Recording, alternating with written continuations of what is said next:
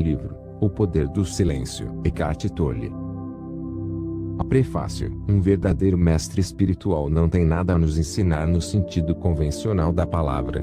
Não tem nada a nos dizer ou acrescentar, nenhuma nova informação, nenhum novo credo ou novas regras de comportamento. A única função desse mestre é ajudar-nos a eliminar aquilo que nos separa da verdade do que somos. Uma verdade que já conhecemos lá no fundo de nós mesmos. O mestre espiritual existe para descobrir e revelar essa dimensão mais profunda do nosso ser, que é também a paz. Se você busca encontrar um mestre espiritual, ou neste livro, ideias, teorias, crenças estimulantes ou discussões intelectuais, vai se desapontar. Em outras palavras, se você está procurando algo que leve apenas a pensar, não vai encontrar aqui, e deixará de usufruir da essência do ensinamento que este livro contém. Porque essa essência não se encontra nas palavras escritas, mas em você. Lembre-se sempre disso enquanto estiver lendo. As palavras são só indicadores. Aquilo que elas mostram não pode ser encontrado no reino do pensamento, mas numa dimensão dentro de você,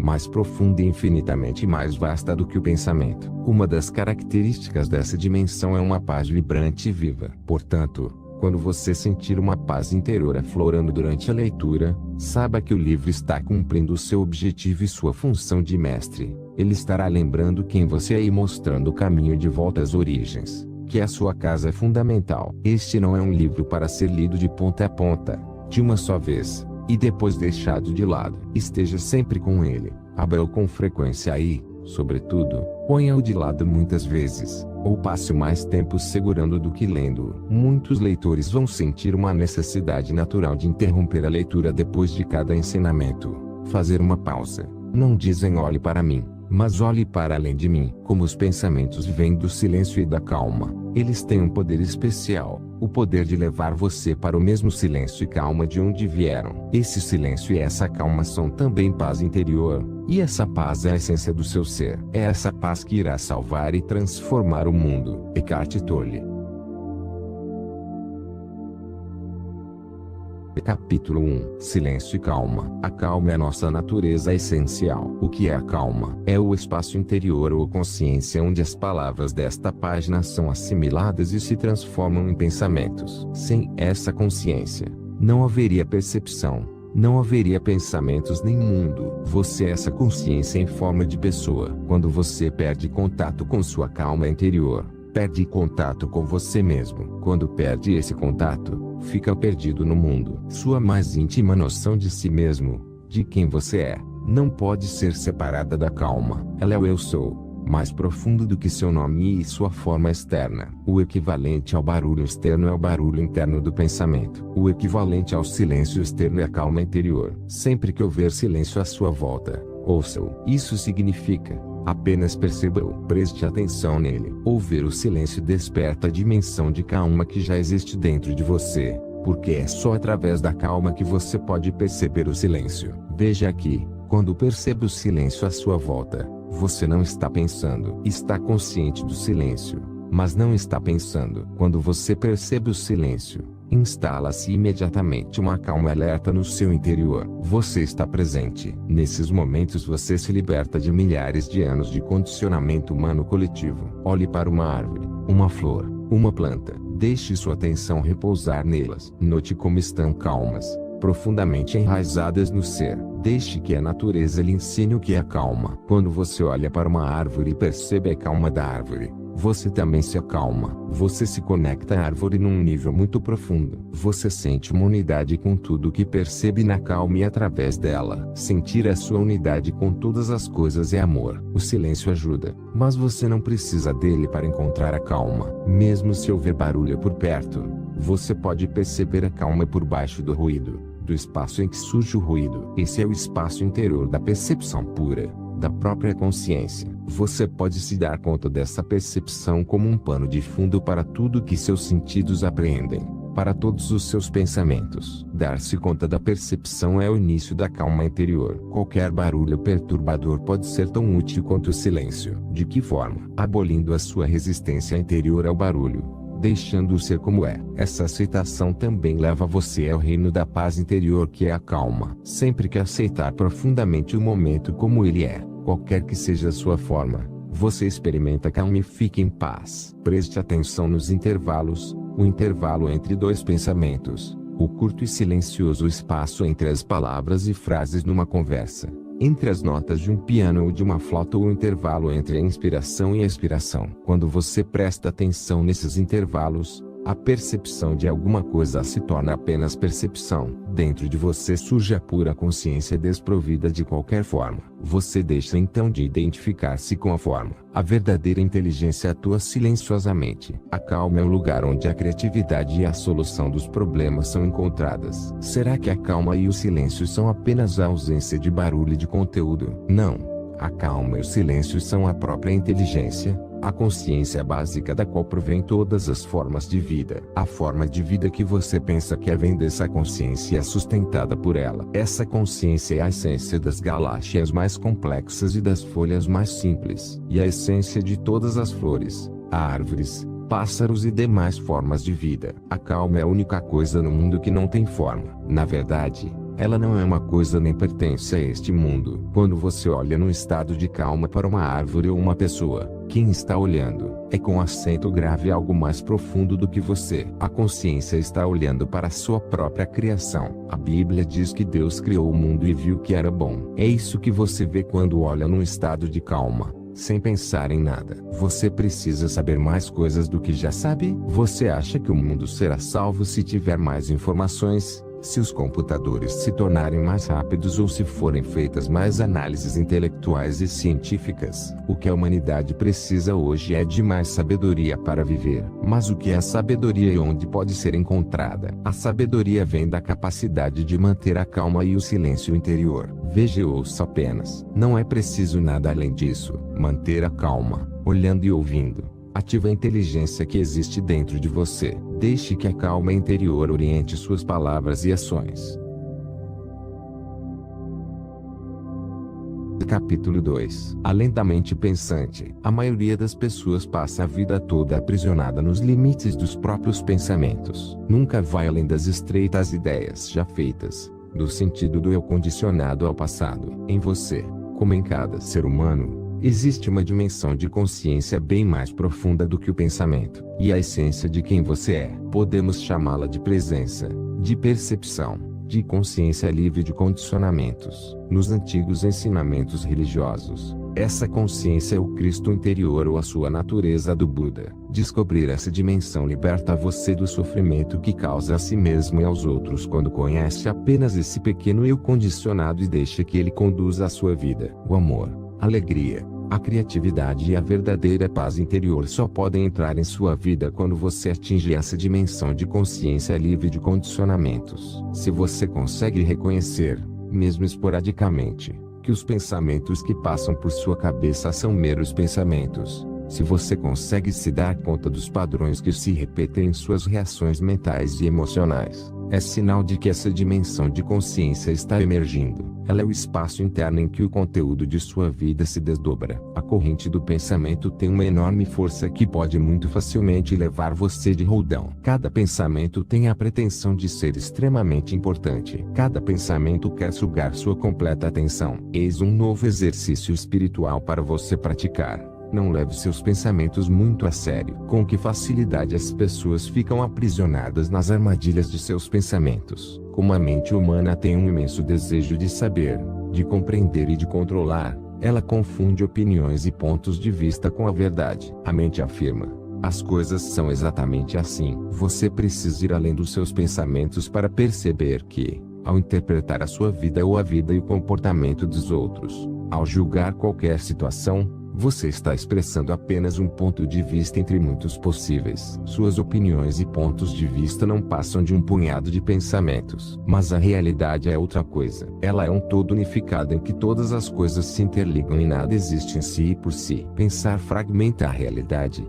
cortando em pequenos pedaços, em pequenos conceitos. A mente pensante é uma ferramenta útil e poderosa, mas torna-se muito limitadora quando invade completamente a sua vida, impedindo você de perceber que a mente é apenas um pequeno aspecto da consciência que você é. A sabedoria não é um produto do pensamento. A sabedoria é um profundo conhecimento que vem do simples ato de dar total atenção a alguém ou a alguma coisa. A atenção é a inteligência primordial, a própria consciência. Ela dissolve as barreiras criadas pelo pensamento, levando-nos a reconhecer que nada existe em si e por si. A inteligência une a pessoa que percebe ao objeto percebido, num campo unificado de percepção, e atenção que cura a separação. Sempre que você mergulha em pensamentos compulsivos, está impedindo o que existe. Você não quer estar onde está, aqui, agora. Os dogmas religiosos, políticos, científicos, vem da crença equivocada de que o pensamento pode encapsular a realidade ou a verdade. Os dogmas são prisões formadas por conceitos coletivos. O que parece estranho é que as pessoas gostam de suas prisões, pois elas lhes dão uma sensação de segurança e uma falsa impressão de que sabem das coisas. Nada causou mais sofrimento à humanidade do que os dogmas. É verdade que, cedo ou tarde, todo dogma é derrubado, porque a realidade acaba mostrando que ele é falso. Mas, a menos que se descubra a ilusão básica das verdades absolutas, logo surge outro dogma para substituir o antigo. Qual é essa ilusão básica? E a identificação com o pensamento. Despertar espiritualmente é despertar do sonho do pensamento. O reino da consciência é muito mais vasto do que aquilo que o pensamento é capaz de abranger. Quando você deixa de acreditar em tudo que pensa, você sai do pensamento e vê claramente que quem está pensando não é quem você é essencialmente. A mente funciona com voracidade e por isso está sempre querendo mais. Quando você se identifica com a sua mente, fica facilmente entediado e ansioso. O tédio demonstra que a mente deseja avidamente mais estímulo, mais o que pensar, e que essa fome não está sendo saciada. Quando você fica entediado, pode querer satisfazer a fome da mente lendo uma revista, dando um telefonema,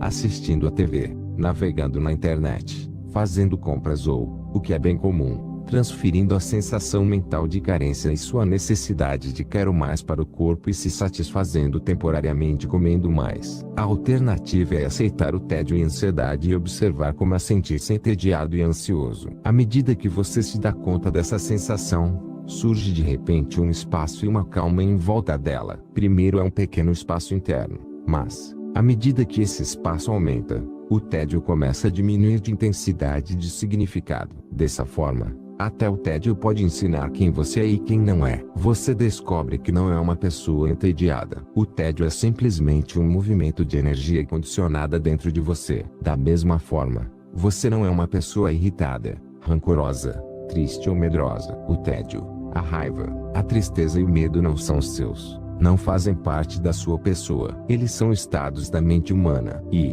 por isso, vão e voltam. Nada daquilo que vai e volta é você. Estou entediado. Quem sabe disso? Estou irritado, triste, com medo. Quem sabe disso? Você é a pessoa que sabe disso. Você não é seus sentimentos. Qualquer tipo de preconceito mostra que você está identificado com a mente pensante. Mostra que você não está vendo outro ser humano. Está vendo apenas seu conceito sobre aquele ser humano. Reduzir uma pessoa a um conceito já é uma forma de violência. O pensamento que não tem raízes na consciência passa a servir apenas aos interesses daquele que pensa e deixa de ter função. A inteligência desprovida de sabedoria torna-se muito perigosa e destrutiva. E nesse estado que se encontra a maior parte da humanidade. O predomínio do pensamento na ciência e na tecnologia, embora intrinsecamente não seja um fato ruim nem bom traço, tornou-se algo destrutivo, porque frequentemente esse pensamento não está enraizado na consciência. O próximo passo na evolução humana é transcender o pensamento. Hoje é nossa tarefa mais premente. Isso não significa que não devemos mais pensar,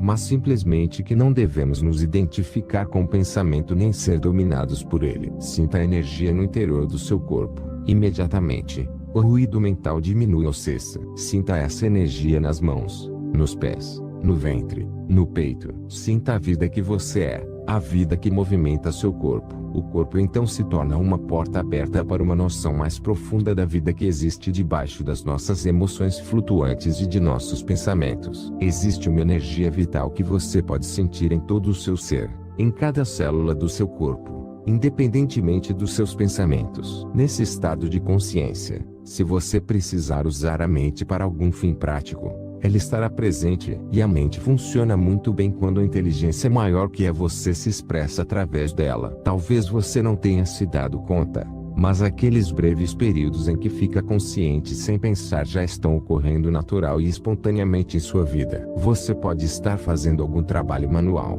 andando pela casa, aguardando o embarque num aeroporto e estar tão presente que a estática habitual do pensamento se interrompe e é substituída por um estado de alerta. Ou você pode estar olhando o céu ou ouvindo alguém falar, sem fazer qualquer comentário mental. Suas percepções se tornam transparentes como cristal, sem qualquer pensamento para toldá-las. Mesmo que você não perceba, a verdade é que essa é a coisa mais importante que pode acontecer a você, e o começo do processo de mudança, do pensar para o estar presente, alerta e atento. Sinta-se à vontade com o não saber. Isso leva você para além da mente, pois ela está sempre querendo tirar conclusões e interpretar. A mente teme não saber. Assim, quando consegue ficar à vontade com o não saber, você já foi além da mente. Um conhecimento mais profundo que não é baseado em qualquer conceito vai emergir desse estado. Quando há um domínio completo da criação artística, dos esportes, da dança, do ensino, do aconselhamento, é sinal de que a mente pensante não está mais envolvida ou, no mínimo, está em segundo plano. Nessas áreas predominam uma força e uma inteligência que são maiores do que você e, ao mesmo tempo, fazem parte de você. Não existe mais um processo de decisão. As ações corretas acontecem espontaneamente, e não é você quem as faz. Ter o domínio completo da vida é o contrário de controlá-la. Você entra em sintonia com a consciência maior. É ela quem age, fala e faz o que é necessário. Enfrentar uma situação de perigo pode causar uma interrupção temporária da corrente de pensamento e assim nos dar uma percepção do que é estar presente, alerta, atento. A verdade nos leva muito além do que a mente é capaz de compreender. Nenhum pensamento pode conter toda a verdade. No máximo, pode apontar para a verdade dizendo, por exemplo, todas as coisas são intrinsecamente uma só. Essa é uma indicação, não uma explicação. Compreender essas palavras é sentir profundamente dentro de si mesmo a verdade para a qual elas apontam.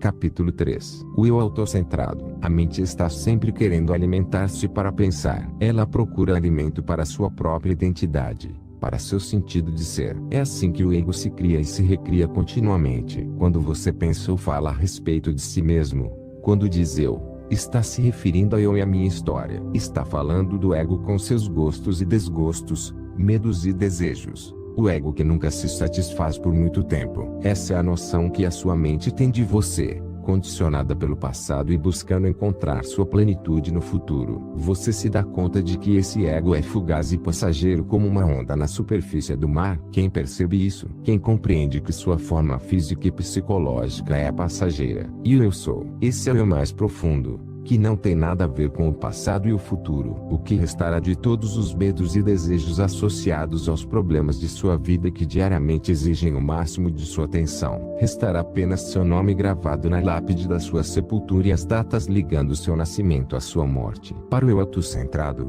para o ego, esse é um pensamento deprimente. Para o que você essencialmente é libertador. Quando cada pensamento absorve toda a sua atenção, isso mostra que você se identifica com a voz que está dentro da sua cabeça. O pensamento se confunde então com o sentido do eu. Esse é o eu criado pela mente, o que chamamos de ego. Esse ego construído pela mente se sente totalmente incompleto e precário. Por isso o medo e o desejo são as emoções e forças dominantes e motivadoras desse ego. Quando você se dá conta de que existe uma voz na sua cabeça que pretende ser você e não para de falar, percebe que, de forma inconsciente, você vem se identificando com a corrente do pensamento. Quando percebe a existência dessa voz, você compreende que não é essa voz, mas a pessoa que a percebe. Ter liberdade é saber que você é a consciência por trás dessa voz. O ego está sempre busca sem cessar isso ou aquilo para se sentir mais completo. Isso explica por que ele se preocupa compulsivamente com o futuro. Ao perceber que está vivendo para o momento seguinte,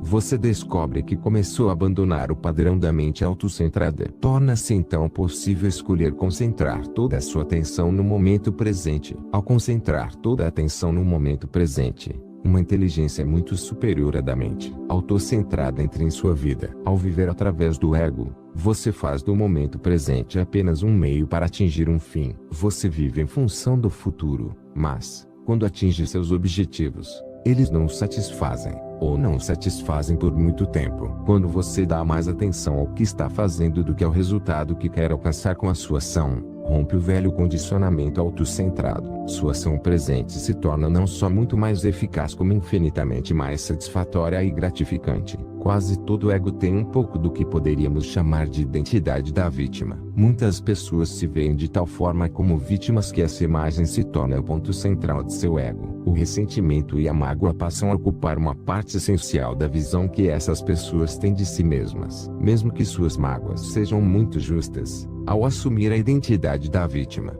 você cria uma prisão cujas grades são feitas de formas de pensar. Veja o que está fazendo com você mesmo, ou melhor, o que a sua mente está fazendo com você. Sinta a ligação emocional que você tem com sua história de vítima e perceba a sua compulsão de pensar ou falar a respeito. Testemunhe o seu estado interior. Você não precisa fazer mais nada além disso. Ao perceber isso, a transformação e a liberdade virão. Reclamar e reagir são as formas preferidas da mente para fortalecer o ego. Para muitas pessoas, grande parte da atividade mental e emocional consiste em reclamar e reagir contra isso ou aquilo. Procuram fazer com que os outros ou as coisas estejam errados e só elas estejam certas. Estando certas, elas se sentem superiores e, assim, fortalecem o seu ego. No entanto, essas pessoas estão apenas fortalecendo a ilusão do ego. Pare um pouco e pense. Você tem esses padrões de comportamento? Consegue reconhecer a voz em sua mente que está sempre reclamando e apontando os outros como culpados? O eu autocentrado precisa do conflito para fortalecer sua identidade. Ao lutar contra algo ou alguém, ele demonstra para si mesmo que isto sou eu e aquilo não sou eu. É comum que países, tribos e religiões procurem fortalecer sua sensação de identidade coletiva colocando-se em oposição aos seus inimigos. Quem seriam os crentes se não existissem os que não creem? Ao se relacionar com as pessoas, você é capaz de perceber em si mesmo sentimentos sutis de superioridade ou inferioridade em relação a elas. Quando isso acontece, é o ego que está se manifestando, porque ele precisa da comparação para se afirmar. A inveja é um subproduto do ego que se sente diminuído quando algo de bom acontece com alguém. Quando alguém possui mais, sabe mais ou tem mais poder do que ele. A identidade do ego depende da comparação e se alimenta do mais. Ele se agarra a qualquer coisa. Quando nada disso funciona, as pessoas procuram fortalecer seu ego considerando-se mais injustamente tratadas pela vida, mais doentes ou mais infelizes do que os outros. Quais são as histórias que você cria para encontrar a sua própria identidade? O eu autocentrado tem também necessidade de se opor,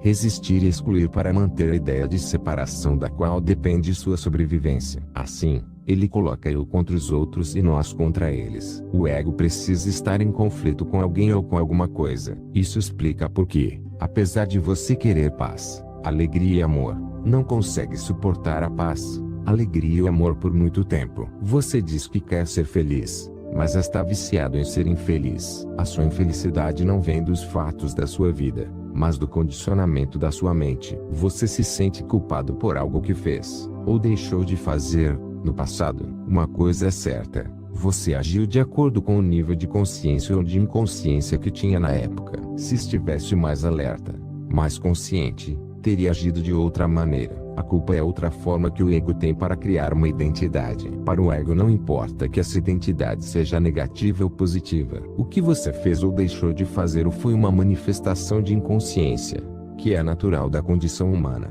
Mas o ego personifica a situação e diz: eu fiz tal coisa e assim cria uma imagem de si mesmo como ruim, falho e insuficiente. A história mostra que os seres humanos cometeram inúmeros atos violentos, cruéis ou prejudiciais contra os outros e continuam a cometê-los. Será que todos os seres humanos devem ser condenados? Será que são todos culpados? Ou será que esses atos são apenas expressões de inconsciência? Um estágio no processo de evolução do qual estamos nos libertando. As palavras de Cristo: perdoai-os, Senhor, pois eles não sabem o que fazem, podem ser usadas em relação a você. Se você estabelece objetivos autocentrados na sua busca de libertação e de autovalorização, mesmo que os atinja, eles não irão satisfazê-lo. Estabeleça objetivos, sabendo porém que o mais importante não é atingi-los. Quando alguma coisa inesperada acontece, fica demonstrado que o momento presente, o agora, não é apenas um meio para atingir um fim. Cada momento do processo é importante em si. Busque seu objetivo valorizando cada passo da caminhada. Só assim você não se deixará dominar pela consciência autocentrada, disse o mestre budista, quando lhe pediram para explicar o sentido mais profundo do budismo. Sem o ego, não há problema.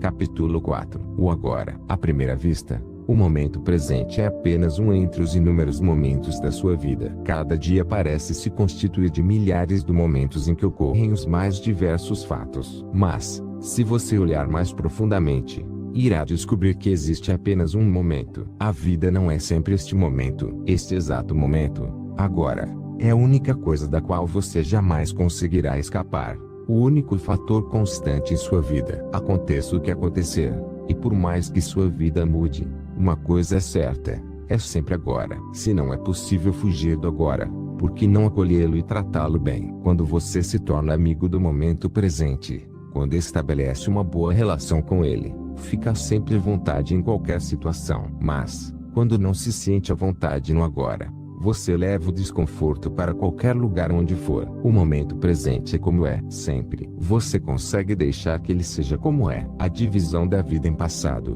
presente e futuro é uma construção da mente, em última análise ilusória. Passado e futuro são formas de pensamento, abstrações mentais. O passado só pode ser lembrado agora. O que você lembra é um fato que aconteceu no agora e do qual você se lembra agora. O futuro, quando chega, é o agora. Portanto, a única coisa real, a única coisa que sempre existe, é o agora. Concentrar sua atenção no agora não é negar o que é necessário em sua vida e reconhecer o que é prioritário. Depois, você poderá lidar mais facilmente com o que é secundário. Concentrar-se no agora não é dizer não vou me preocupar mais com as coisas, pois só existe o agora. Não é isso. Veja o que é prioritário e faça do agora seu amigo, não seu inimigo. Reconheça-o. Respeite-o. Quando o agora é a base e o foco principal de sua vida, ela flui com facilidade. Guardar os pratos no armário, criar uma estratégia de trabalho, planejar uma viagem.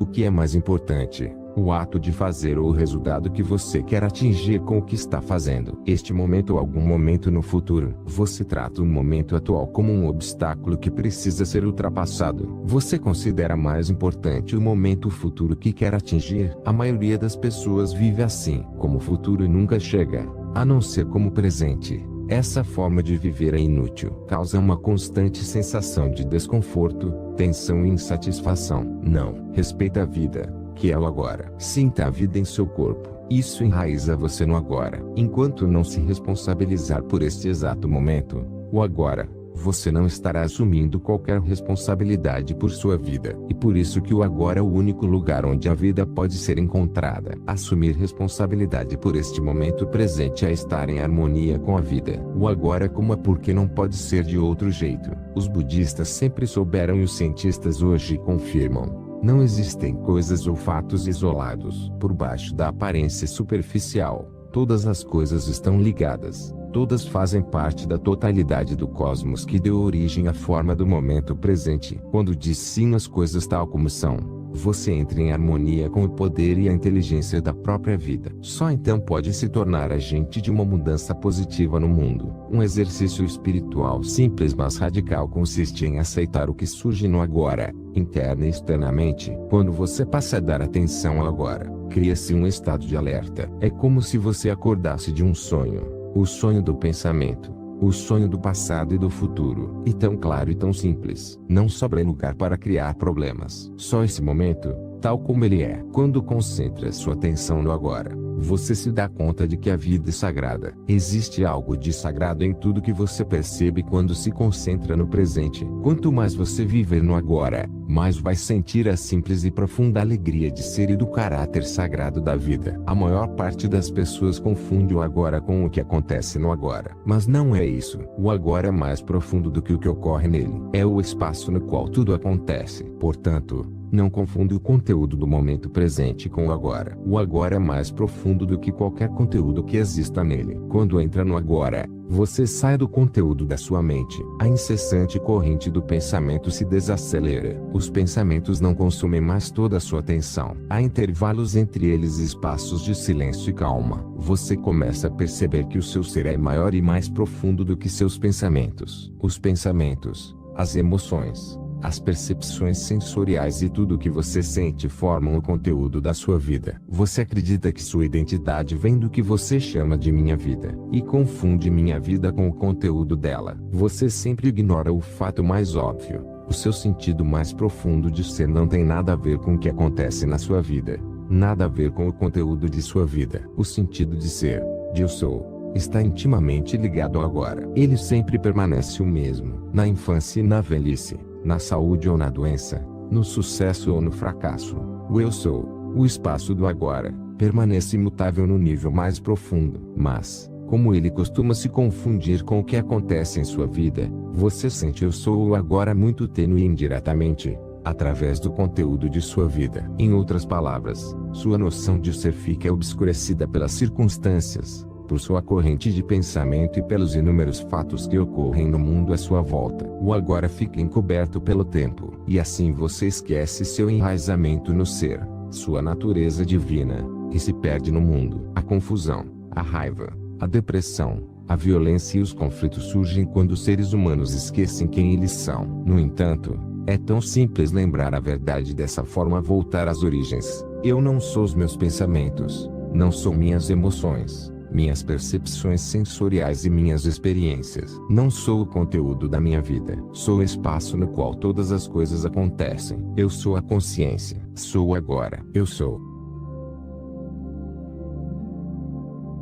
Capítulo 5. Quem você realmente é. O agora é inseparável da pessoa que você é no nível mais profundo. Muitas coisas podem ser importantes na sua vida, mas apenas uma tem importância absoluta. É importante vencer ou fracassar aos olhos dos outros. É importante ter ou não ter saúde, estudar ou não estudar. E é importante ser rico ou pobre. Certamente isso faz diferença na sua vida. Sim, tudo isso tem uma importância relativa, mas não absoluta. Existe algo mais importante do que todas essas coisas. É encontrar a essência do que você é para além dessa entidade de curta duração que é a noção personalizada do eu. Você não encontra paz reorganizando os fatos da sua vida, mas descobrindo quem você é no nível mais profundo. A reencarnação não ajuda se na próxima encarnação você continuar sem saber quem é. Toda a desgraça do mundo vem de uma noção personalizada do eu ou do nós. Essa noção encobre a essência de quem você é. Quando você não se dá conta dessa essência interior,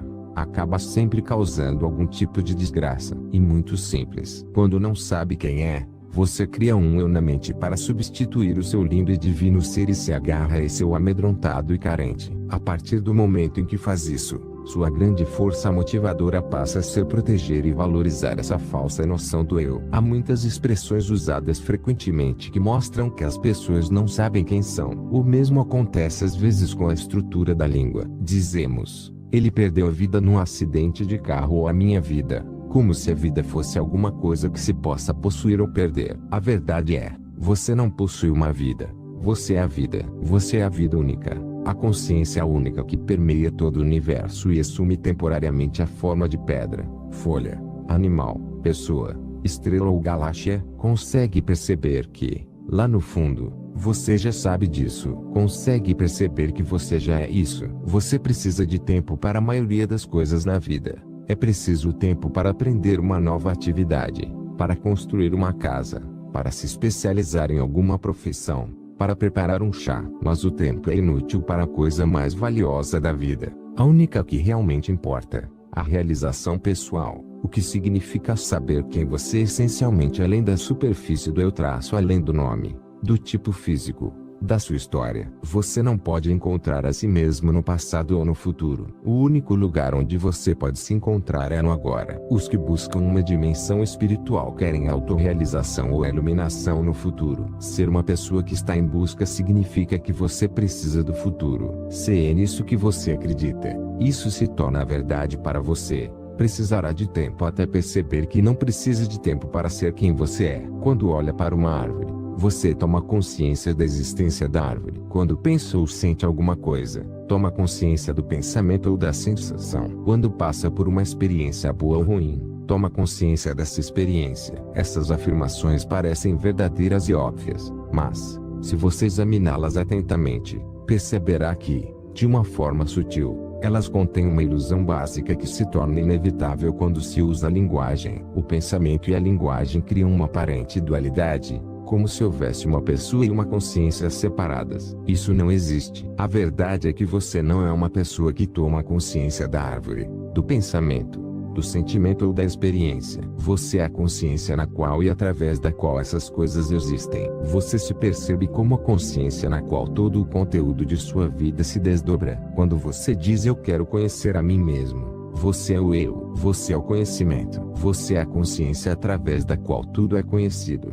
e que não pode conhecer a si mesmo, porque você é a própria consciência. Não existe nada a ser conhecido além disso. O eu não pode se transformar num objeto de conhecimento, de consciência. O eu é a própria consciência. Assim, você não pode se tornar um objeto para si mesmo. Quando isso acontece, surge a ilusão do eu autocentrado, porque mentalmente você fez de si mesmo um objeto. Este sou eu, você diz. A partir dessa afirmação, você passa a ter uma relação com você mesmo e a contar para os outros e para si mesmo a sua história. Quando você sabe que a consciência na qual a vida externa acontece, torna-se independente do que existe externamente e perde a necessidade de buscar sua identidade nos fatos, nos lugares e nas situações. Em outras palavras, as coisas que acontecem ou deixam de acontecer perdem a importância, perdem o peso e a gravidade. Sua vida passa a ter outra graça e leveza. O mundo é então visto como uma dança cósmica, a dança da forma.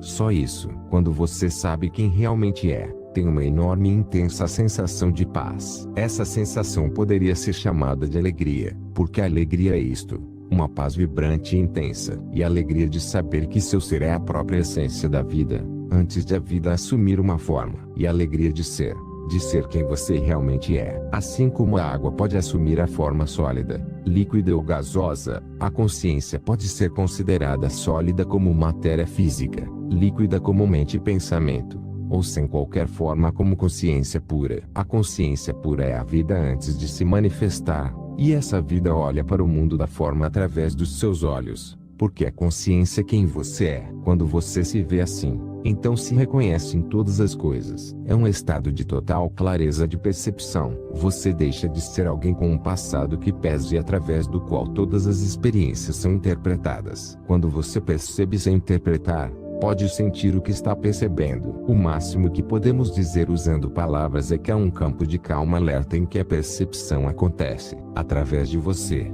a consciência sem forma torna-se consciente de si mesma. A vida da maioria das pessoas é conduzida pelo desejo e pelo medo. O desejo é a necessidade de acrescentar algo a você para ser mais plenamente você mesmo. Todos os medos são medo de perder alguma coisa e, portanto, tornar-se menor, ser menos. Esses dois movimentos nos impedem de perceber que ser não é algo que possa ser dado ou tirado. O ser em sua plenitude já está dentro de você. Agora,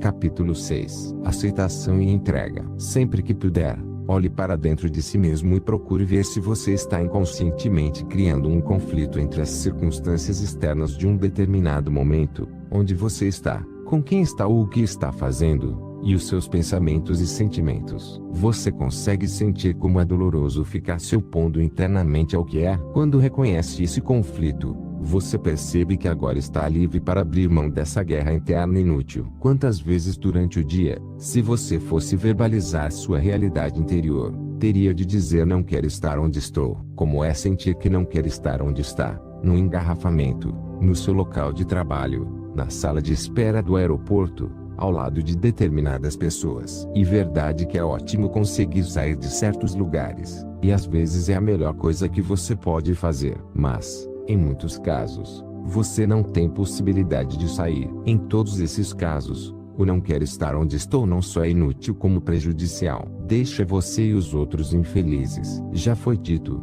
aonde quer que vá, você se leva. Em outras palavras, Você está aqui, sempre. Será que é tão difícil aceitar isso? Você precisa criar um rótulo para tudo que sente, para tudo que percebe e para toda experiência. Precisa ter uma relação de gosto/não gosto com a vida, mantendo um conflito quase ininterrupto com situações e pessoas. Ou será que é apenas um hábito que pode ser rompido? Não é preciso fazer nada. Basta deixar que cada momento seja como é. O não reativo e habitual fortalece o ego. O eu autocentrado, o sim o enfraquece. Seu ego não é capaz de sobreviver à entrega. Tenho tanta coisa para fazer. Muito bem, mas existe qualidade no que você faz. Falar com clientes, trabalhar no computador, realizar as inúmeras tarefas do seu cotidiano. Você faz tudo isso com a plenitude do seu ser. Quanta entrega ou recusa existe no que você faz? É essa entrega que determina o seu sucesso na vida, não a quantidade de esforço empreendido. O esforço implica estresse, cansaço e necessidade de alcançar um determinado resultado no futuro. Você consegue perceber qualquer indício interior que revele que você não quer fazer o que está fazendo? Se isso acontece,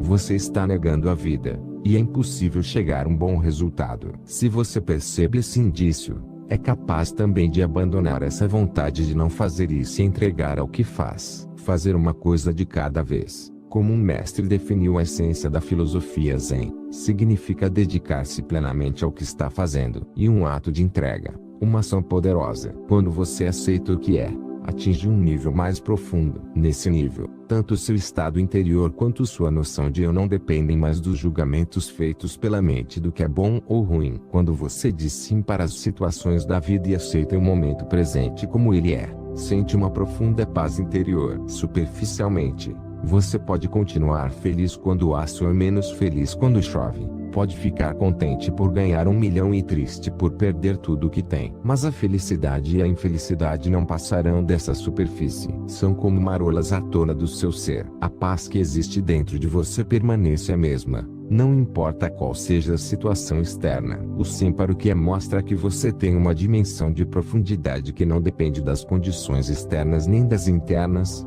com seus pensamentos e emoções sempre flutuantes. A aceitação e a entrega se tornam muito mais fáceis quando você percebe que todas as experiências são fugazes e se dá conta de que o mundo não pode lhe oferecer nada que tenha um valor permanente. Ao aceitar e entregar-se, você continua a conhecer pessoas e a se envolver em experiências e atividades, mas sem os desejos e medos do eu autocentrado. Ou seja, você deixa de exigir que uma situação, uma pessoa, um lugar ou um fato satisfaçam ou o façam feliz. A natureza passageira e imperfeita de tudo pode ser como é. E o milagre é que, quando você deixa de fazer exigências impossíveis, todas as situações, pessoas, lugares e fatos ficam satisfatórios e muito mais harmoniosos, serenos e pacíficos. Quando você aceita totalmente o momento presente, quando deixa de discutir com o que é, a compulsão de pensar diminui e é substituída por uma calma atenta. Você fica plenamente consciente,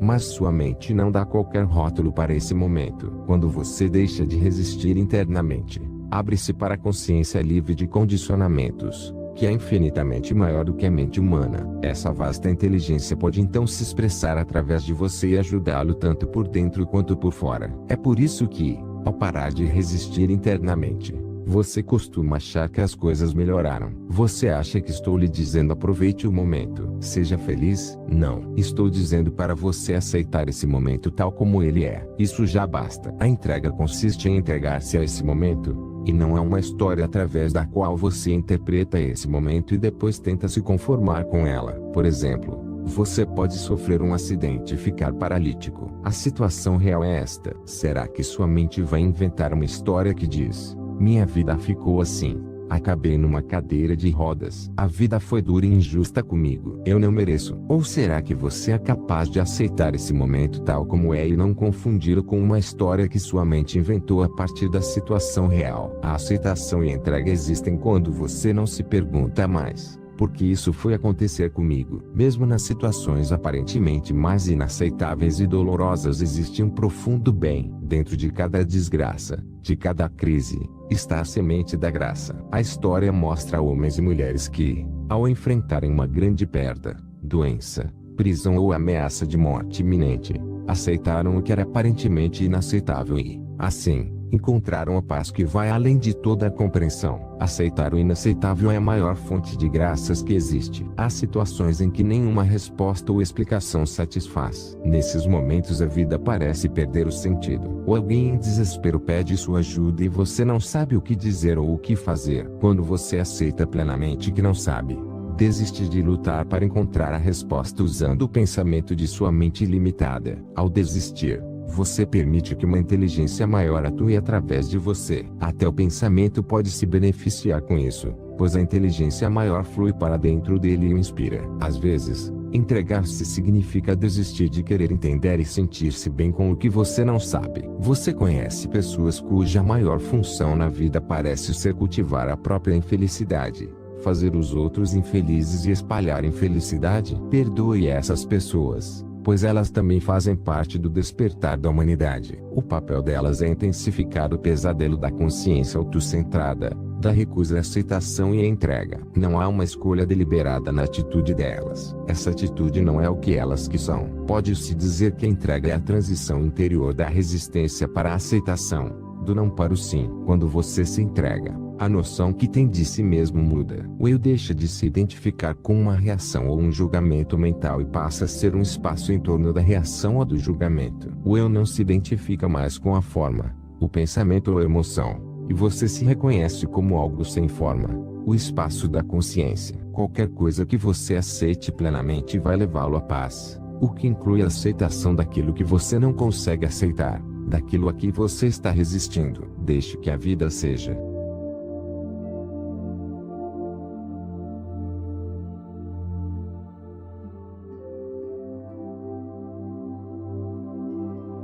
Capítulo 7. Natureza. Dependemos da natureza não apenas para nossa sobrevivência física. Precisamos dela também para mostrar-nos o caminho para dentro de nós, para libertar-nos da prisão da mente. Ficamos perdidos fazendo coisas, pensando, lembrando, prevendo, perdidos nas complicações e num mundo de problemas. Esquecemos o que as pedras, as plantas e os animais ainda sabem. Esquecemos como ser calmos, ser nós mesmos. Estar onde a vida está, aqui e agora. Sempre que você presta atenção em alguma coisa natural, em qualquer coisa que existe sem a intervenção humana, você sai da prisão do pensamento e de certa forma entra em conexão com o ser no qual tudo o que é natural ainda existe. Prestar atenção numa pedra, numa árvore, num animal não é pensar nele, mas simplesmente percebê-lo, tomar conhecimento dele. Então, algo da essência desse elemento da natureza se transmite a você. Sentir a calma desse elemento faz com que a mesma calma desponte no seu interior. Você sente como ele repousa profundamente no ser, unido ao que é e onde é. Ao se dar conta disso, você também é transportado para um lugar de repouso no fundo do seu ser. Ao caminhar ou descansar em meio à natureza, respeite esse reino deixando-se estar totalmente nele. Pare e fique em silêncio. Olhe, ouça, veja como cada planta e cada animal são completos em si mesmos. Ao contrário dos seres humanos, eles não se dividem, não precisam afirmar-se criando imagens de si mesmos, e por isso não precisam se preocupar em proteger e realçar essas imagens. O esquilo é ele mesmo, a rosa é ela mesma. Tudo na natureza é um e, ao mesmo tempo, é um com o todo. Nenhum elemento se afastou do tecido do todo em busca de uma existência separada. Eu e o resto do universo. Contemplar a natureza pode libertar você desse eu, que é o grande causador de problemas. Preste atenção nos inúmeros pequenos sons da natureza, o farfalhar das folhas ao vento, os pingos da chuva, o zumbido de um inseto, o primeiro trinar de um pássaro no alvorecer. Dedique-se inteiramente ao ato de ouvir. Para além dos sons existe algo maior, um sentido de sagrado que não pode ser entendido através do pensamento. Você não criou seu corpo nem é capaz de controlar as funções dele. Uma inteligência maior do que a mente humana encontra-se em ação. É essa inteligência que mantém tudo na natureza. Você pode se aproximar dessa inteligência percebendo sua própria energia interna, sentindo a presença da vida dentro do seu corpo, a disposição e a alegria de um cãozinho. Seu amor incondicional e sua presteza em festejar a vida a qualquer momento costumam contrastar muitas vezes com o estado interior do dono do cão deprimido, ansioso, cheio de problemas, esmagado por pensamentos, ausente da única hora e do único lugar que existe, o aqui e o agora. A gente até se pergunta, Como é que o cãozinho consegue continuar tão alegre e sádio vivendo ao lado dessa pessoa? Quando você percebe a natureza apenas através da mente e do pensamento, não pode sentir a força de vida presente nela. Você só vê sua fome e não se dá conta da vida que existe dentro da forma. O mistério sagrado. O pensamento reduz a natureza a uma mercadoria a ser usada para obter lucro, conhecimento ou qualquer outra vantagem utilitária. A floresta secular fica reduzida a madeira rentável. O pássaro se transforma num projeto de pesquisa.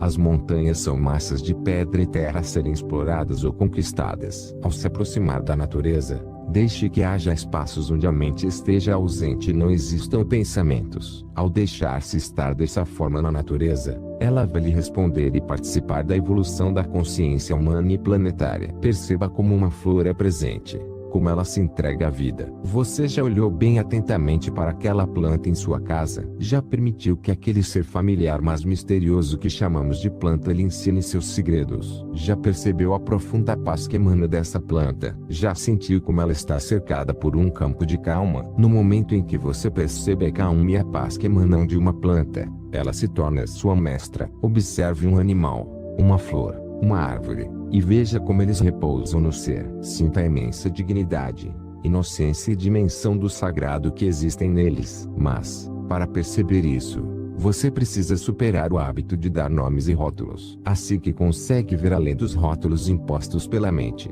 você sente a dimensão inefável da natureza que não pode ser entendida pelo pensamento ou pelos 5 sentidos do corpo. Há uma harmonia, um sentido do sagrado que permeia não só a natureza como um todo, mas que também está dentro de você. O ar que você respira é a natureza, como também é a natureza o próprio ato de respirar. Preste atenção na sua respiração e perceba que não é você quem a controla, é a respiração da natureza. Se você precisasse lembrar de respirar, morreria logo. E, se tentasse parar de respirar, a natureza se encarregaria de manter a respiração. Ao sentir a respiração e ao aprender a prestar atenção nela, você se conecta à natureza da forma mais íntima e poderosa. E um ato extremamente curativo e reabastecedor. Ele promove uma mudança, passando do mundo conceitual do pensamento para o mundo interior da consciência livre de condicionamentos. Você precisa da natureza como sua mestra para ajudar a religar-se com o ser. Mas não é só você que precisa da natureza. Ela também precisa de você. Você não é separado da natureza. Todos nós fazemos parte da vida única que se manifesta de inúmeras formas no universo.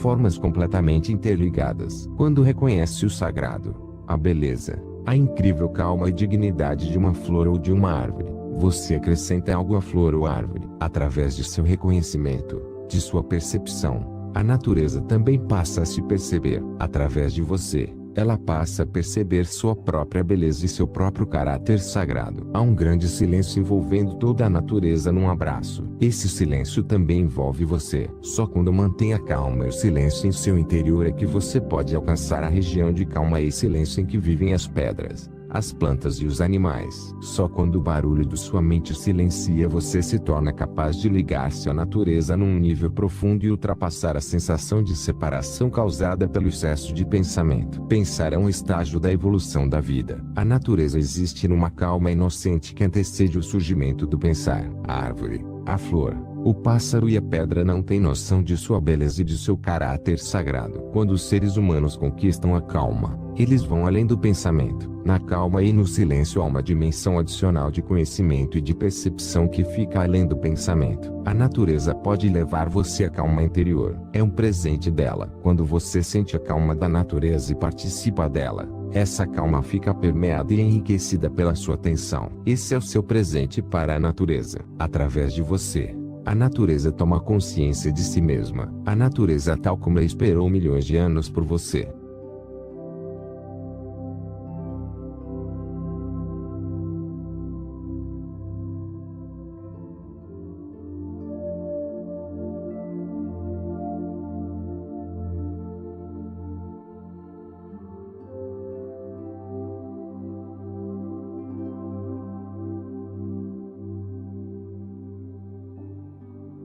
Capítulo 8. Relacionamentos. Com que rapidez formamos uma opinião e chegamos a uma conclusão sobre as pessoas. O eu autocentrado gosta de avaliar os outros, dar-lhes uma identidade e rotulá-los. Todo ser humano foi condicionado a pensar e agir de determinada forma, condicionado por sua herança genética, pelas experiências da infância e pelo ambiente cultural em que vive. Tudo isso não mostra o que a pessoa é, mas como parece ser. Quando você julga alguém, confunde os modelos condicionados produzidos pela mente com o que a pessoa é. Nossos julgamentos também têm origem em padrões inconscientes e condicionados. Você dá aos outros uma identidade criada por esses padrões, e essa falsa identidade se transforma numa prisão tanto para aqueles que você julga quanto para você mesmo. Deixar de julgar não significa deixar de ver o que as pessoas fazem. Significa que você reconhece os seus comportamentos como uma forma de condicionamento que você vê e aceita tal como é. Não é a partir desses comportamentos que você constrói uma identidade para as pessoas. Deixar de julgar liberta tanto você quanto o outro de se identificar com o condicionamento,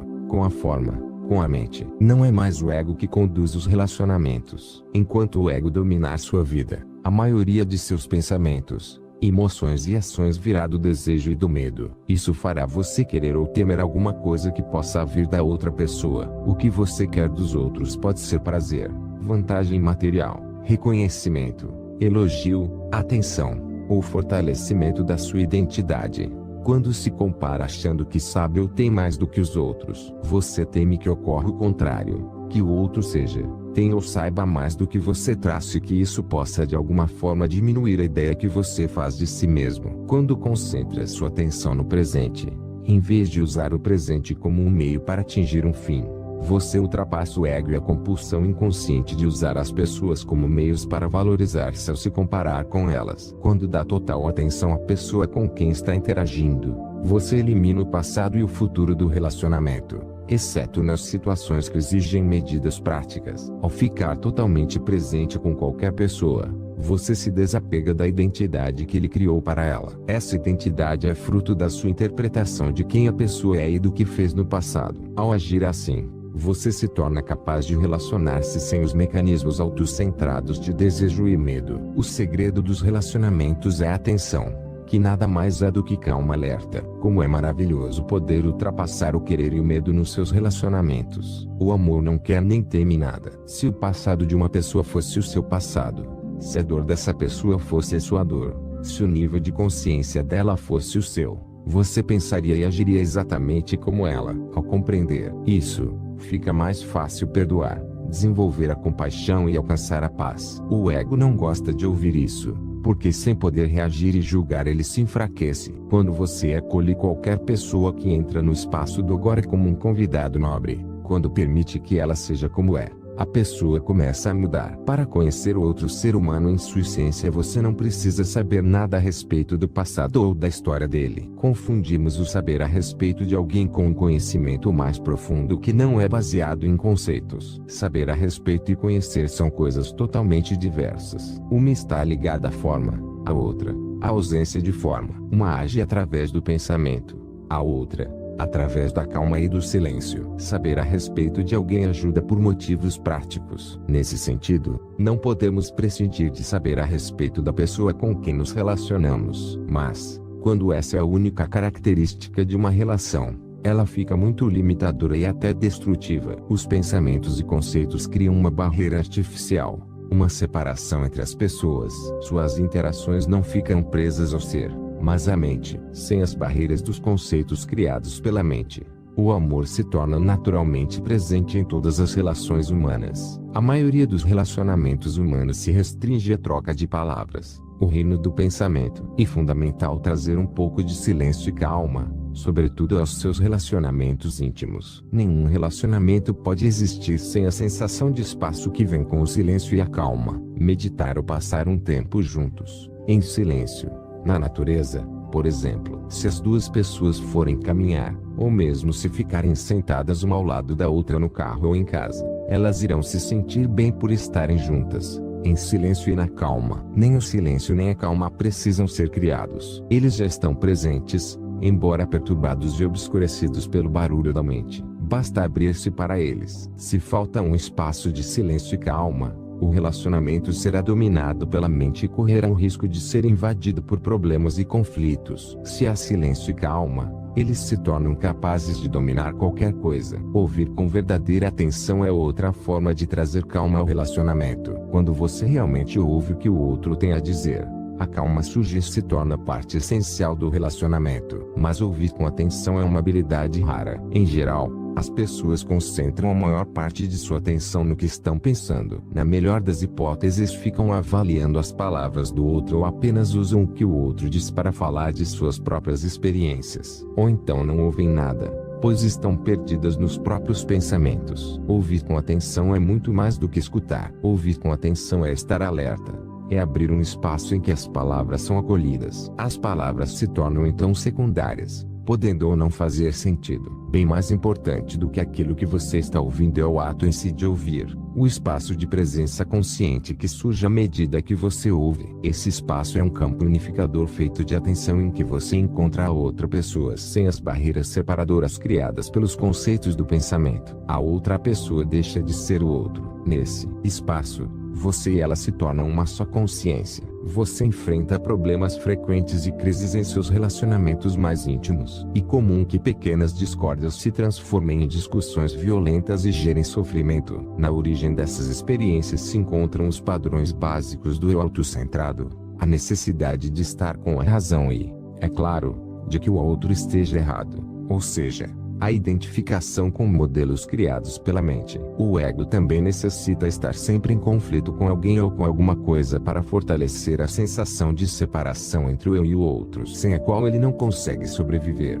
Há também a dor acumulada do passado que você e todo ser humano trazem consigo. Essa dor vem tanto do próprio passado quanto do sofrimento coletivo da humanidade, que remonta a milhares de séculos. Esse corpo sofrido é um campo de energia que está dentro de você e que esporadicamente se apossa do seu ser, porque precisa se reabastecer de mais sofrimento emocional. O corpo sofrido vai tentar controlar seus pensamentos e fazer com que se tornem profundamente negativos. Ele gosta dos seus pensamentos negativos, pois eles ecoam o que ele emite e assim o nutrem. O corpo sofrido vai também provocar reações emocionais negativas nas pessoas mais próximas a você, principalmente no seu companheiro ou na sua companheira, para se nutrir das crises que surgirão e do sofrimento que elas trazem. Como é que você pode se libertar dessa profunda e inconsciente identificação emocional com o sofrimento, capaz de criar tanta dor em sua vida? Tome consciência da dor. Tome consciência de que você não é esse sofrimento e essa dor. Reconheça o que eles são. Uma dor do passado. Tome conhecimento da dor em você ou em seu parceiro. Quando conseguir romper sua identificação inconsciente com essa dor do passado,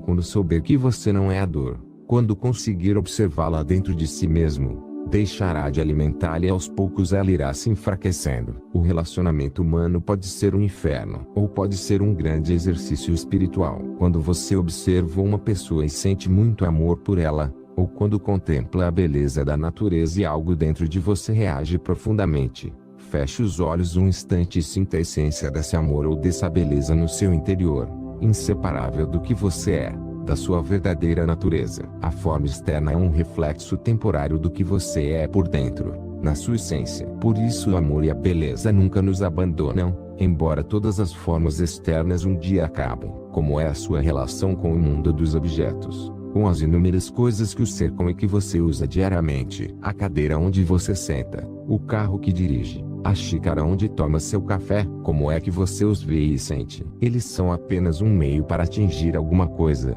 ou, de vez em quando, você reconhece a existência deles, o ser deles, e lhes dá atenção, mesmo que por pouco tempo. Quando você se apega aos objetos, quando você os usa para valorizar-se ante os outros e os seus próprios olhos, a preocupação com os objetos pode dominar toda a sua vida. Quando se identifica com as coisas, você não as aprecia pelo que são, pois está se vendo nelas. Quando você aprecia um objeto pelo que ele é, quando toma conhecimento da existência dele sem fazer qualquer projeção mental, você se sente grato por ele existir. Pode também sentir que ele não é um objeto inanimado, apesar de parecer assim para nossos 5 sentidos. Os cientistas comprovam que, a nível molecular, cada objeto é um campo de energia pulsante. Se você desenvolve uma apreciação pelo reino das coisas desprendida do ego, o mundo à sua volta adquire vida de uma forma que você não é capaz sequer de imaginar com a mente. Quando encontra alguém, por mais rápido que seja o encontro,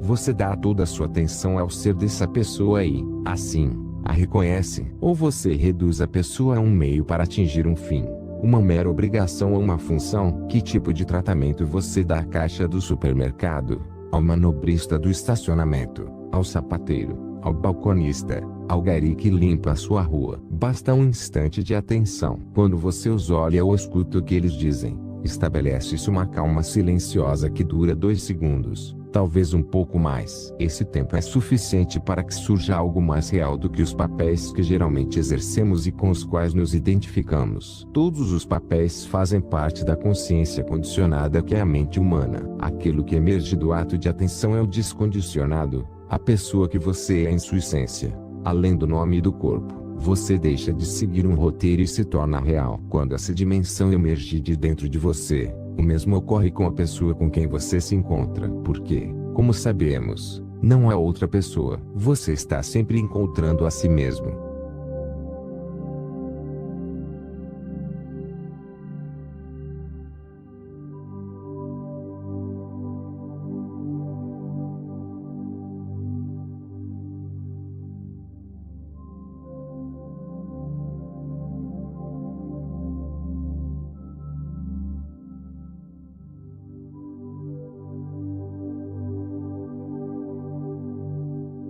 Capítulo 9. A morte e o eterno. Quando você anda numa floresta intocada, onde não houve qualquer interferência humana, vê muito verde exuberante, muita planta brotando, mas também encontra árvores caídas, troncos se deteriorando, folhas podres e, a cada passo, matéria em decomposição. Para onde quer que olhe, vai encontrar vida e morte. Se prestar mais atenção, vai descobrir que o tronco de árvore em decomposição e as folhas apodrecendo não só dão origem a nova vida, como estão cheios de vida. Há micro-organismos em ação. As moléculas estão se reorganizando. Portanto, não há morte em parte alguma dessa floresta. Há apenas a transformação da vida. O que você pode aprender com isso? Aprende que a morte não é o contrário da vida. A vida não tem oposto. O oposto da morte é o nascimento. A vida é eterna. Sábios e poetas de todas as épocas reconheceram o caráter de sonho da existência humana. A vida, aparentemente tão concreta e real, é ao mesmo tempo tão fugaz que é capaz de acabar a qualquer instante. Na hora da morte,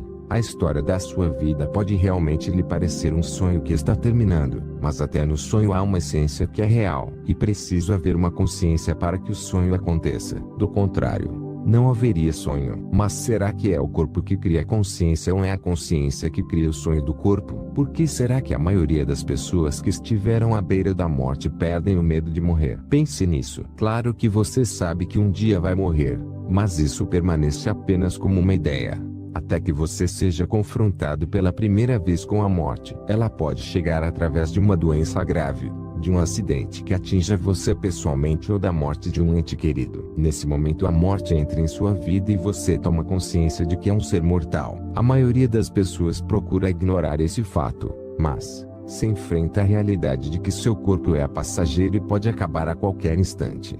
Você consegue separar sua forma física do seu eu. Quando admite e aceita a natureza fugaz e passageira de todas as formas de vida, você é invadido por uma estranha sensação de paz. Ao encarar a morte de frente, sua consciência se liberta até certo ponto da identificação com a forma física. Por isso os monges de algumas tradições budistas costumam meditar no necrotério, em meio aos corpos dos mortos. A cultura ocidental ainda nega amplamente a morte. Até as pessoas idosas procuram não falar ou pensar na morte, e os corpos dos mortos são mantidos à distância. Uma cultura que nega a morte torna-se inevitavelmente superficial, preocupada apenas com a aparência das coisas. Quando se nega a morte, a vida perde a profundidade. A possibilidade de saber quem somos para além do nome e da forma física, a nossa dimensão transcendental, desaparece, pois a morte é a abertura para essa dimensão. As pessoas, de um modo geral, se sentem profundamente perturbadas com qualquer coisa que acaba,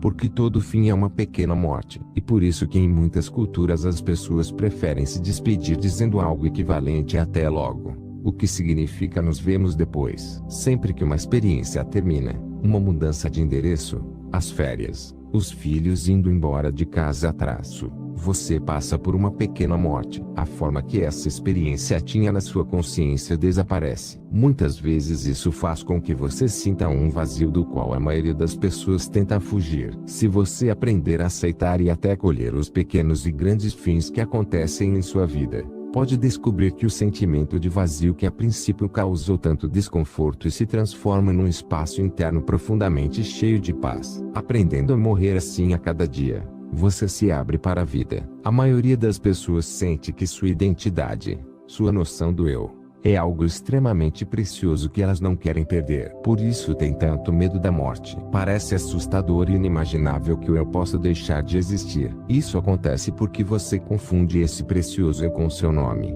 sua forma física e com a história ligada a eles. O eu que você concebe é apenas uma forma temporária na consciência. Enquanto você só conhecer essa identidade ligada à forma, ao nome e à sua história, você não perceberá que esse eu precioso é a sua essência, sua noção mais íntima do eu sou, que é a própria consciência. É o ser eterno. E esta é a única coisa que você não perde nunca. Se você sofre uma grande perda, seja de um bem material, a morte de uma pessoa querida, a perda da reputação, do emprego, de uma parte do corpo, alguma coisa dentro de você morre. Você se sente diminuído na ideia que fazia de si mesmo. Pode também ocorrer uma certa desorientação. Sem esse cargo na empresa, quem sou eu? Perder algo concreto que você inconscientemente identificou como seu pode ser uma experiência muito dolorosa. É como se ficasse um buraco na sua existência. Quando isso ocorrer, não negue nem ignore a dor e a tristeza que sente. Aceite-as. Cuidado,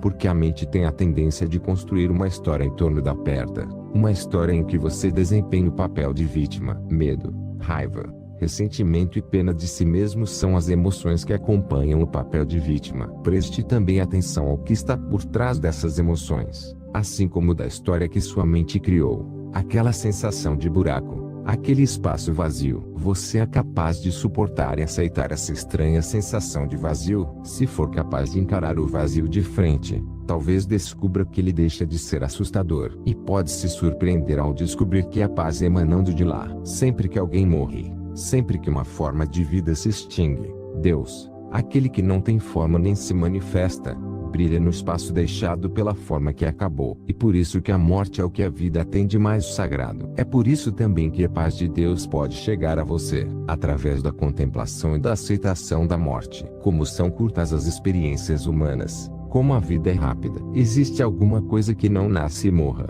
alguma coisa que seja eterna. Aos 20 anos de idade, você sente seu corpo forte e vigoroso. 60 anos depois, sente o corpo mais fraco e envelhecido. Sua forma de pensar certamente não é a mesma de quando tinha 20 anos. No entanto, a percepção de que seu corpo está jovem ou velho ou de que sua forma de pensar mudou é a mesma. Essa percepção é o que há de eterno em você, é a própria consciência. E a vida é única que assume muitas formas. Você pode perder essa vida? Não, porque você é ela. Há pessoas que pouco antes de morrer sentem uma enorme paz e ficam quase luminosas, como se algo brilhasse no corpo que está se extinguindo. Às vezes, pessoas muito doentes ou muito idosas ficam, por assim dizer, quase transparentes nas últimas semanas, meses ou até anos de suas vidas. Quando nos olham, é possível ver uma luz brilhando através de seus olhos. Não há mais sofrimento psicológico. Elas se entregaram. E assim o eu autocentrado se dissolveu.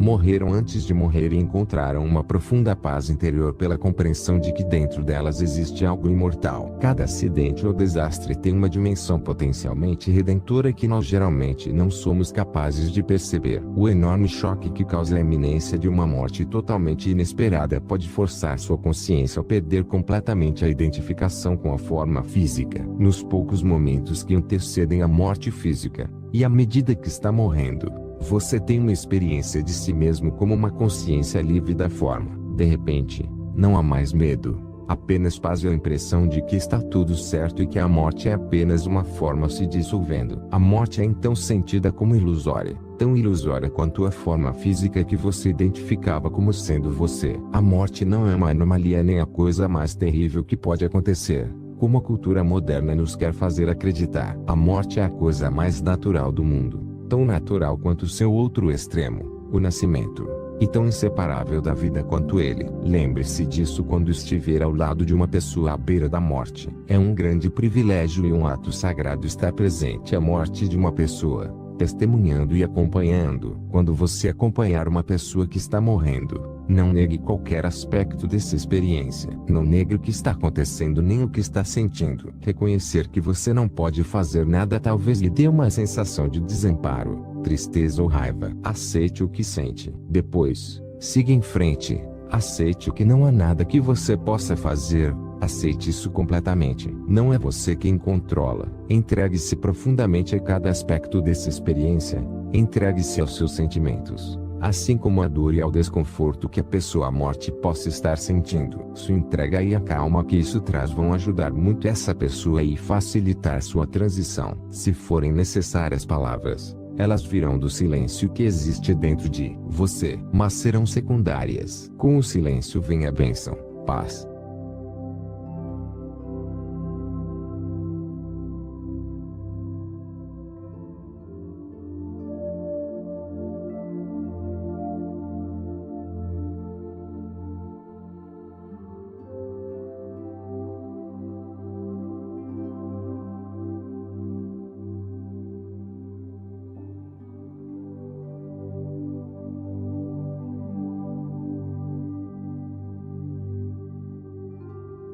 Capítulo 10. O sofrimento e o fim do sofrimento. Todas as coisas são ligadas. Os budistas sempre souberam o que os cientistas agora confirmam. Nada do que ocorre é isolado do resto.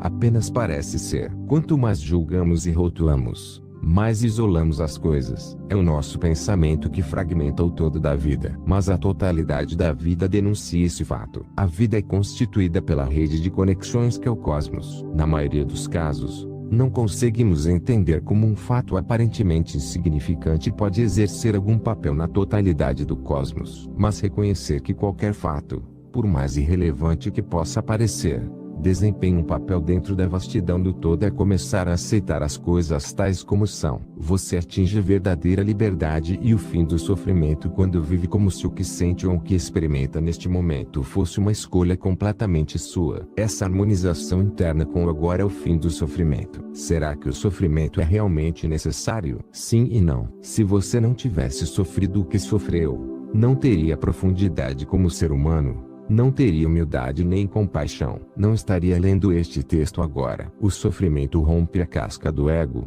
do eu autocentrado, e promove uma abertura até atingir um ponto em que cumpriu sua função. O sofrimento é necessário até que você se dê conta de que ele é desnecessário. A infelicidade precisa de um eu construído pela mente. Um eu com uma história e uma identidade. Precisa do tempo, passado e futuro. Quando você elimina o tempo da sua infelicidade, o que é que sobra? A situação daquele momento pode ser uma sensação de peso, agitação, aperto no peito, raiva ou até enjoo. Isso não é infelicidade nem um problema pessoal. Não há nada de pessoal no sofrimento humano. Trata-se apenas de uma forte pressão ou uma grande energia que você sente em alguma parte do corpo. Se você concentra sua atenção nessa energia, a sensação não se transforma em pensamento e assim não reativa o eu infeliz. Veja o que acontece quando você simplesmente permite que um sentimento exista. Há muito sofrimento e tristeza quando você acha que cada pensamento que passa por sua cabeça é verdadeiro. Não são as situações que causam infelicidade, são os pensamentos a respeito das situações que deixam você infeliz. As interpretações que você faz,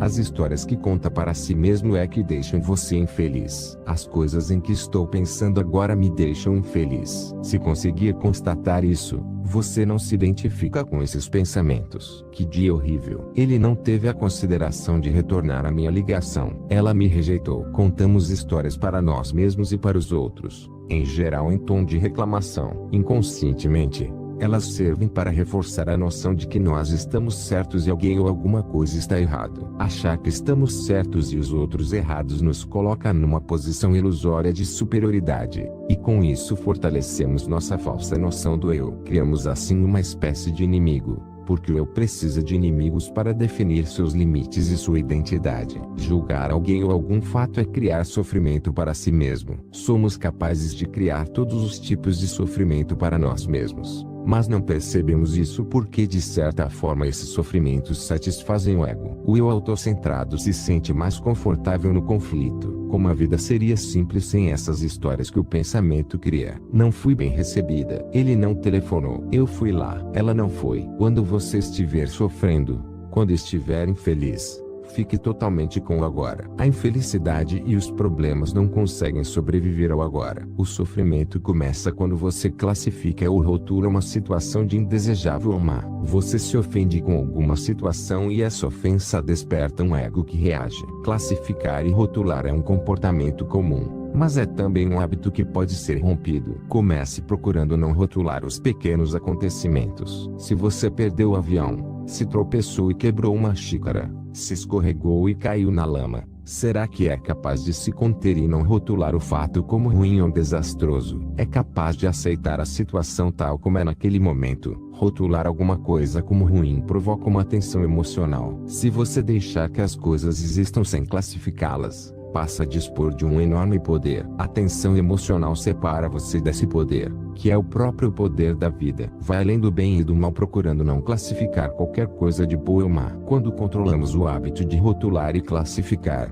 o poder do universo nos invade. Quando nos relacionamos com as experiências procurando não reagir, o que antes chamaríamos de mal muda rapidamente através do poder da própria vida. Observe o que acontece quando, em vez de classificar algo como mal, você o aceita e diz um sim interno, deixando que a experiência seja tal como é. Qualquer que seja sua situação, como é que você se sentiria se aceitasse como ela é?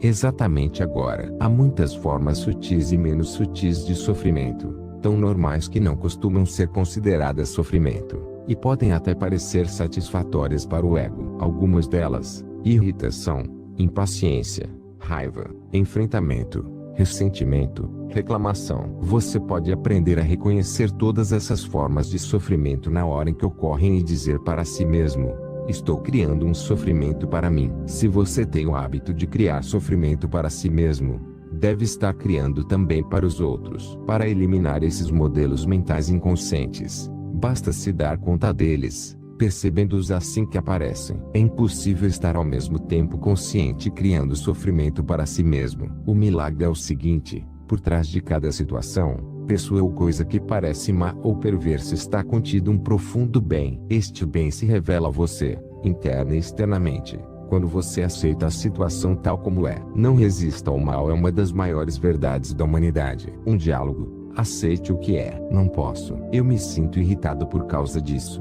Então, aceite o que é. Aceitar que estou irritado. Aceitar que não consigo aceitar. Isso mesmo. Aceite a sua não aceitação. Entregue-se à sua não entrega. E veja o que acontece. A dor física crônica é um dos mestres mais duros que se pode ter. Ela nos ensina que a resistência é inútil. É absolutamente normal não desejar sofrer. Mas, se você se desapegar desse desejo e aceitar a presença da dor, talvez note uma sutil separação interna, um espaço entre você e a dor. Isso significa que você passa a sofrer conscientemente, aceitando. Quando você sofre conscientemente, quando aceita a dor física, ela anula o ego, pois o ego é formado sobretudo por resistência. O mesmo ocorre com uma grande deficiência física. Oferecer o seu sofrimento a Deus é outra forma de fazer isso. Não é preciso ser cristão para entender a profunda verdade universal contida de forma simbólica na imagem da cruz. A cruz é um instrumento de tortura. Ela simboliza um dos maiores sofrimentos, limitações e desamparos que um ser humano pode experimentar. Então,